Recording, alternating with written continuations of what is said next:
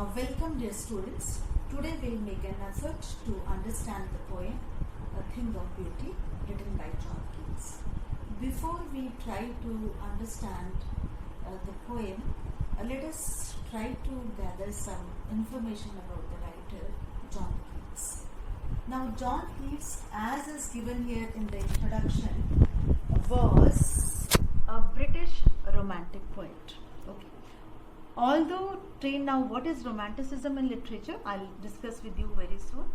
Although trained to be a surgeon, he decided to devote wholly, completely to poetry. Now he was an apprentice to the surgeon, and later he turned to being a dresser, and finally he decided that he was not meant for this, and his life was should be devoted to the service of literature, so he decided completely to writing poetry. Now, what is his secret? It has been explained here. Keats' secret, his power to sway and delight the reader, lies primarily in his gift for perceiving the world and leaving his moods and aspirations in terms of language. As he was a romantic poet, so he tried to look at the world, expressing his emotions and his individualism through his work. Okay. And now, why did he express his emotions and individualism? We will discuss, because it was related to a trait of romanticism. Now, the following is an excerpt from his poem Endymion, a poetic romance. Now, this particular work, Endymion, a poetic romance, actually was an epic written by him in 4 books, and each book contained 1,000 lines. Now, this particular part, this excerpt, this poem that we are going to read is one excerpt from out of those 4 poems. Now, what is the content of the poem? It is based on a Greek legend in which Endymion, a beautiful young shepherd and a poet, lived on Mount Latmus. He had a vision of Cynthia, the moon goddess. The enchanted youth resolved to seek her out, and so wandered away through the forest and down under the sea. So, this needs to be discussed before we start the poem, because this the lines that we are going to read are voiced by this character Endymion, who is searching beauty, who is searching Cynthia, and he is searching Cynthia in all forms of nature, in all parts of in all forms and shapes of nature, as when we read the poem later on. Fine. So this is something about the introduction of the poem and the content that we are going to read. Now, something about what do you mean by romanticism in literature, and let us try to understand. See, romanticism in literature means an artistic and literary movement that started in Europe towards the end of 18th century, and this movement was characterized by an emphasis on emotion and individualism and glorification of the past and the nature, and the people reacted in their poems, they reacted against the industrial revolution and modernization, science and technology. So they wanted a revisit to what was old through their poems in romanticism. And look at the first point here that I have tried to gather information about John Keats. He belonged to the second generation of romantic poets. Just to add up to your knowledge, though not required for the poem, the first generation of romantic poets being William Wordsworth and Coleridge, and he belonged to the second generation of romantic poets when he wrote poems along with Lord Byron and Shelley. Okay, so he is basically known for his odes. John Keats was basically known for his odes, and something more, you have already read about that he was an apprentice surgeon. He suffered from tuberculosis and he died at a very young age of 25. This is really something worth to be discussed here, because at such a less age, this writer, this poet, accomplished himself in the literary atmosphere so well that the literary critics were compelled to say that if he had survived longer, he would have been called the father of English literature in place of William Shakespeare. Now coming to the theme of the poem. This poem has a theme with universal appeal and eternal value. When you will read the lines, you will come to know that these lines appeal in all times and in all ages. The poem still has relevance even today. And the basic, content around which the whole poem, revolves is this, that what would be life on earth, okay, if there had been no beauty around us. So in simple words, life on earth would be a pain without beauty around us. Okay, this now brings us to the now discussion on the text, as it begins with the introduction here, which is where it is stated that before you read, what pleasure does a beautiful thing give us? Are beautiful things worth treasuring? This requires a small discussion here with you all, that a beautiful thing, visiting a beautiful place, meeting a beautiful person gives you a memory to cherish. Okay, visiting, you would remember that if you had visited some beautiful place, the memories of visiting that beautiful place remain in your mind forever. So this is what the writer wishes to convey here, that beautiful things never fade. They don't, leave any voidness around you. They fill your life. I mean, your life becomes a repository of beautiful memories. Okay. So with this explanation, now I am coming to the explanation or the paraphrase of the lines one by one. Look at the first line. A thing of beauty is a joy forever. Its loveliness increases. It will never pass into nothingness, but will keep a bower quiet for us, and a sleep full of sweet dreams and health and quiet breathing. Now, let me try to explain this line. A thing of beauty, any beautiful memory gives us permanent joy, and the more you remember, the more lovelier it goes on to become. Such beautiful memories never leave a kind of emptiness in you. There is never a void in you when you remember such beautiful memories, and they keep a bower quiet for us. Now, what is a bower actually? A bower is a cool and a shady place under a tree. So, I mean, a beautiful memory is so comforting, so cool, that it gives us a good health, it gives us good sleep, and we breathe well. We live a comfortable life if we are close to beauties around us. Therefore, now come to the next 4 lines. Therefore, on every morrow are we wreathing a flowery band to bind us to earth, spite of despondence of the inhuman dearth of noble natures, of the gloomy days, of all the unhealthy and over-darkened ways. I will discuss till here now. Now, therefore, because there are so many benefits, of a beautiful experience, so therefore the poet says that every morning we should wake up and we should wreath a flowery band here. Now, wreathing a flowery band means doing good deeds in life. So, every morning we should wake up and we should do good deeds in life, so that our connect with our earth increases. A flowery band to bind us to earth means so that our connect, so that our bonding with our mother earth increases. Okay? Because spite of despondence means because we are surrounded by sad and de-spirited people. Despondence here means sad and de-spirited people.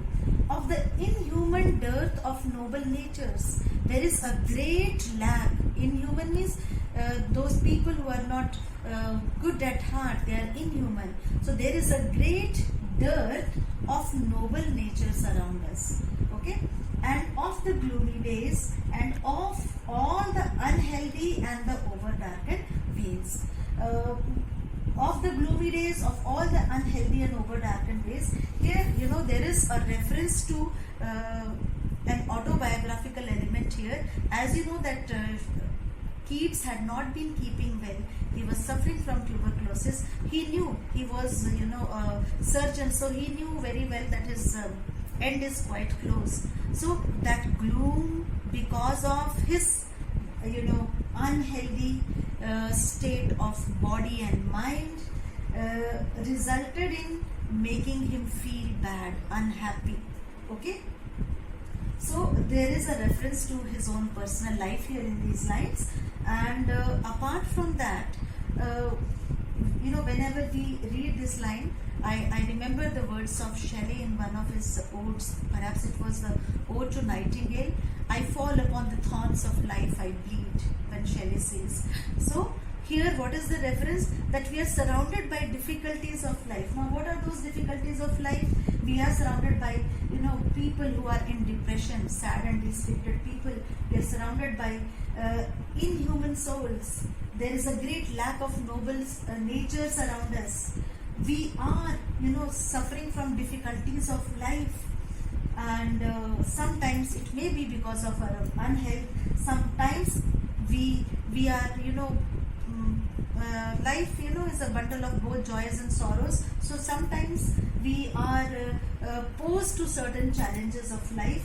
So in spite of, all these difficulties in our life, if we try to make an effort to search, in spite of all these difficulties, if we try to make an effort, some shape of beauty. Look at the next lines. In spite of all these difficulties, in spite of all, some shape of beauty moves away the pall. Okay, so look at these lines. In spite of all these difficulties, some shape of beauty moves away the pall from our dark spirits. The writer says, even though we are surrounded by all these difficulties of life, all these challenges of life, in spite of all of them, if we look at any shape or any size or any aspect of beauty, for a moment that pall, that grief goes away from our sad spirits, dark spirits. Now, he is going to list such beautiful things that are available in nature. Okay. Now look at the next slide. Such the sun, the moon, the trees old and young. So he now starts going on listing the beautiful things in nature. He says that the first he talks about the sun. Sun is again mighty, majestic, warm. So it is an object of beauty. Moon, cool, comforting, so it is again an object of beauty. Then he goes on to list the objects of beauty. He says these objects of beauty, if you look at them for a minute, they move away the grief that we are suffering from in our life. Trees old and young sprouting. Now if you look at the old trees, their height, their majesty, ennobles you. And the young trees, the green leaves sprouting out of them, humbles you and makes you feel happy. So both the old as well as the young trees, they cast a shady boon. Okay, they cast shade for the simple sheep. Okay, so the writer says this image of what? Trees old and young casting shade to a group of sheep sitting under the tree are also an object of beauty to behold. So one by one he goes on listing, he goes on explaining the objects of beauty on earth. And then he goes on to say not only this, there are beautiful daffodils, the color of daffodil flowers, yellow in color, and with the green world they live in. Okay, green world means the leaves, the green leaves out of which those yellow flowers they come out. Okay, so they are also an object of beauty to behold. Then the poet goes on further. He says clear rills. What are clear rills here? Clear rills are the clear streams that flow in the middle of the forest, Okay, that for themselves a cooling covert made. Now somewhere, in the middle of the forest, where these clear streams are flowing, some bushes around that rill form a kind of a canopy. So it is really a beautiful experience to sit under the shade of the bush, of those bushes in against the hot season. It's written against the hot season. So that again is a beautiful sight to behold. And then again the writer says the beauties of nature are diverse. The writer says somewhere in the middle of the forest there is a break. Now what is a break? It has been explained below also. A thick mass of ferns. Okay, so a thick mass of ferns, and in center of those thick mass of ferns, rich with the sprinkling of fair musk rose blooms. There are beautiful white colored rose blooms growing in abundance in between those mid forest break. I mean, in the thick bushes of these ferns bloom these musk rose flowers of rose. So in that dense jungle, in this dense forest, these white beautiful flowers of roses are an object of beauty to behold. So these are all the objects of nature the poet has listed one after the other, beginning from sun till here. Now let us come to the last part of this the poem. And such too is the grandeur of the dooms we have imagined for the mighty dead.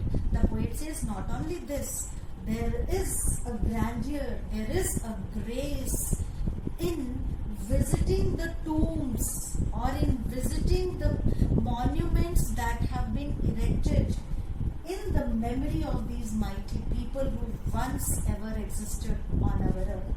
Okay? And we have read lovely tales about them in various books. We have heard stories from our elders about those people. So they have inspired us, these mighty people have inspired us. So visiting the monuments and reading about them also is an object of beauty to behold, to think. Okay? So the writers, now let us come to the last two lines of this poem. An endless fountain of immortal drink pouring unto us from the heavens brink. The writer says, how many, the poet says, how many objects of beauty shall I list?